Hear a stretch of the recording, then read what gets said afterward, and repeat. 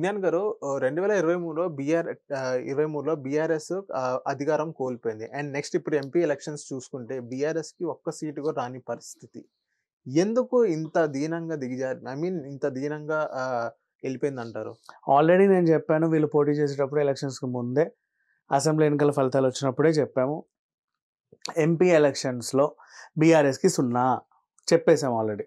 Next ఒకటి ఎంఐఎంకెళ్తది. మిగతా 16ని సగం బీజేపీ, సగం కాంగ్రెస్ పంచుకోగా 0 అని ఎప్పుడో చెప్పాం.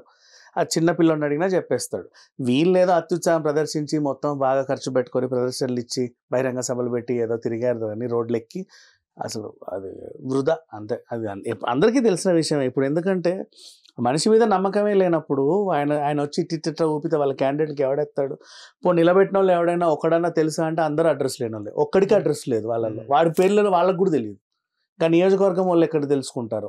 ఏదో పింక్ పార్టీని చూసి ఓట్లేస్తారనుకున్నారు కానీ అడ్రస్ లేనోళ్ళని నిలబెట్టేసరికి వాళ్ళ ఇంటోళ్ళకి కూడా తెలీదు ఆయన ఎవరో. అట్లాంటి వాళ్ళని నిలబెట్టారనమాట.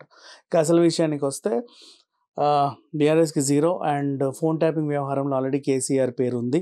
అందరూ చెప్పారు. రాధాకిషన్ అదే చెప్పారు. భుజంగరావు ఈయన పేరే చెప్పాడు. ఈయన చేయించాడనే చెప్పాడు. అండ్ నెక్స్ట్ ఇప్పుడు ఆ ప్రభాకర్ రావు యూఎస్‌లో చికాగోలో ఉంటే నిన్న హరీష్ రావు వెళ్ళి కలిసి ఆయనకు మళ్ళీ డబ్బులు ఇచ్చొచ్చాడు. ఎట్టి పరిస్థితుల్లో నువ్వు అక్కడ రాకు, నువ్వు వస్తే గనక నిన్ను అరెస్ట్ చేస్తారు, నీతో పాటు మా బాస్ కూడా పోతారు లోపలికి అని. ఆయన రానట్టే ఉన్నాడు. మరి ఆయన ఒక తీసుకొచ్చి వ్యవహారం ఉంటే కేసీఆర్‌ని లోపలేస్తారు. ఆల్రెడీ కవిత లోపలే ఉంది. అండ్ ఆ కేసులో కూడా ఈయన తలకాయ ఉందని చెప్పేసి కూడా మొన్న వార్తలు వచ్చాయి. అందులోనూ ఈయన లోపలికి వెళ్తారు. అండ్ అలాగే ఇంకా ల్యాండ్ కబ్జాలు, భూ కబ్జాలు అవి అడ్డమైన వ్యవహారాలు ఏవైతే ఉన్నాయో ఆయన కూడా పోతాడు. ఆ కేటీఆర్ కూడా పోతాడు. ఈ కుటుంబం జైల్లోనే ఉంటుంది.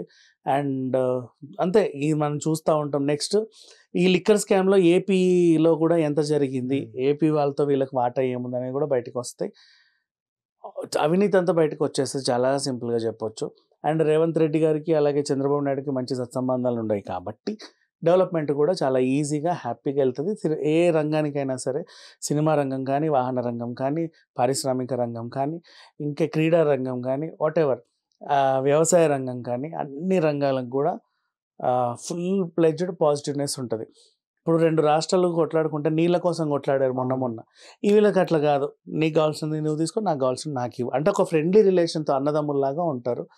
ఇది మనం ఎప్పుడో కోరుకున్నాం. వీళ్ళు ఉన్నప్పుడు ఏంటంటే ఈ ఆంధ్రోళ్ళు ఎవరు పెద్ద విలన్ల లాగా, తెలంగాణ వాళ్ళు అంటే పెద్ద విలన్ లాగా అట్లా చూసారు. వాళ్ళు ఎప్పుడు తెలంగాణను చూడలేదు, వీళ్ళే అలా చూశారు. కానీ ఇప్పుడు మాత్రం అవన్నీ లేకుండా ఒక మంచి ఫ్రెండ్లీ రిలేషన్ అనేది వస్తుంది అనేది అయితే నమ్మకం. 2 రాష్ట్రాలు కూడా డెవలప్ అయిపోతాయి. సార్ ఎందుకు సార్ ఇంత జీరో అవ్వడానికి కారణం? ప్రజలకు మంచిగా చేశారు కదా పరిపాలనా విధంగా. ఎందుకని ప్రజలు ఇంత వ్యతిరేకత వచ్చింది వాళ్ళ నీకు మీద? చెప్పారా మంచి చేశారని? నువ్వు చూసావా మంచి చేయడం? అంటే వాళ్ళ మంత్రులే చెప్తున్నారు కదా వాడు ఎవడో చెప్పుకుంటే వాళ్ళకి వాళ్ళు అలాగే చెప్పుకుంటారు. వాడే చెప్పుకున్నాడు మేము మంచి చేసామని చెప్పేసి. వాడు చెప్పుకున్నారు అంతే. ఎవడు చేయలే మంచి చేస్తే జనాలు ఎందుకు ఓట్లేరు? సర్వనాశనం చేసి వదిలిపెట్టారు. వాళ్ళేం మంచి చేయలే. వాళ్ళు చేశారని కూడా ఏ ప్రజలు చెప్పాల. ఇంకా చెప్పాలి అంటే రైతుల కోసం ఇది చేస్తున్నాం అన్నాడు. ఏ రైతు అడగట్లా. నెక్స్ట్ మీకు ఈ పడ్డాయా, ఈ డబ్బులు పడ్డాయా, పెన్షన్ పడ్డాయా అని చెప్పి వీళ్ళు హడావిడి చేసి ఎవరు అడగట్లా. నమ్మకం ఉంది వాళ్ళకి ప్రభుత్వం ఇవ్వాలి, రేపైనా ఇస్తారని వీళ్ళే ఎగిరెగిరి పడుతున్నారు అంతే. Thank you sir.